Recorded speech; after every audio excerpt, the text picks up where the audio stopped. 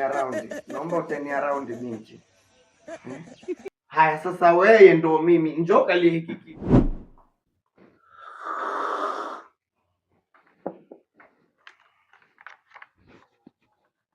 Mr. Danko. Yes boss. Hizi ndo CV zako wewe eh? Yeah. Degree. Soma vizuri boss, ni master. Kweli miwani. Hiki chuo kipo wapi? Johannesburg. South Africa bila shaka. Of course yeah. Mashallah umejivalia mpaka enda taifa jingine japokuwa ni hapa hapa Afrika lakini umefanya kumove vizuri. Asante sana. Mwenyezi Mungu akusimamie. Asante sana. Sasa wewe mama, hebu CV zako tuone.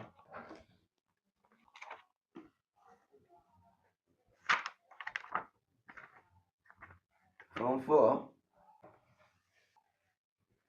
4 failure. Danko, hujaja kwenye fani hapa hujacheka. Wao wacheka kitu gani? Hapana, nimecheka baada ya kusikia bidada ameishia form 4 na anajaribu kutaka nafasi ambayo mimi naitaka, mtu ambaye nina master yangu na nimesoma South Africa Johannesburg. Mimi nanishangaza kwa hakika. Kwa hiyo wafurahia kwamba Mungu ampiga huyu kofi, sio? Hapana, sijamaanisha hivyo. Basi naomba uwe na adabu katika ofisi yangu. Tuelewana? Yeah, I'm sorry. Unifahamu? I'm sorry boss. My bad. Kwa na nidhamu, okay? Okay. This is my office. That's how it was. So you need to make the respect, okay? Okay boss. Sasa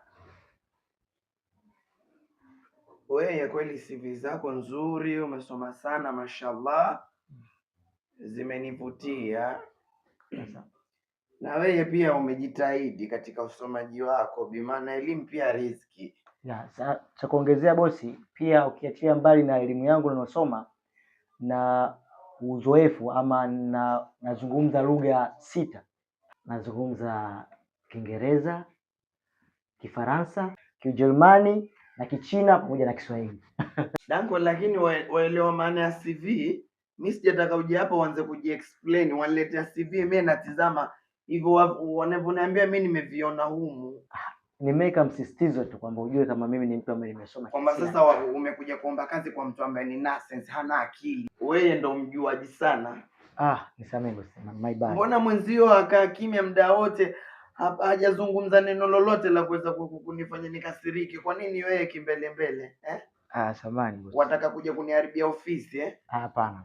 Bi maana nyie watu mliosoma nyie mwajifanya kila kitu mwajua, ndo nyie mwawezi mafisadi. Hapana bosi. Nyie watu mliosoma wezi nyinyi. Tutakuwa umeelewa vibaya.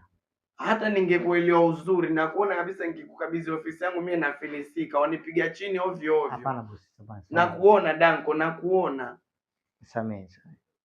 We bibie, 700,000 ya kutosha. Kwa kitu gani? Umemwona kunguru tena hapa? Hivi nyoa Swahili mpoje nyie? Kwa wiki inanitosha. Kwa wiki 700,000 ya kutosha. Chukua makaratasi yako, kazi wapata. Asante. Bosi, inawezekanaje? Unampa kazi mtu ambaye amesha form 4, unaniacha mimi ambaye nina master na nimesoma South Africa Johannesburg. Hii inaingia akilini? Hebu bosi, hii sio sawa. Sio sawa kabisa. Unampa kazi huyu badala ya mimi? Wewe tena unipangia mie.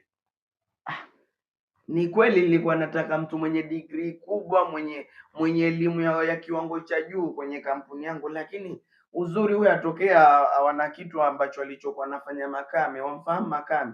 Hii chai nimeprepare kwa mikono yangu kwa vile Makame hayupo. Sasa huyu nimempa anavyonifanyaga Makame, waweza fanya huyu aweza kufanya. Binti MC mama. Asante. Turn around. Naomba utani around binti. Haya sasa wewe ndo mimi. Njoo kalie hiki kiti. Wewe ndo mie.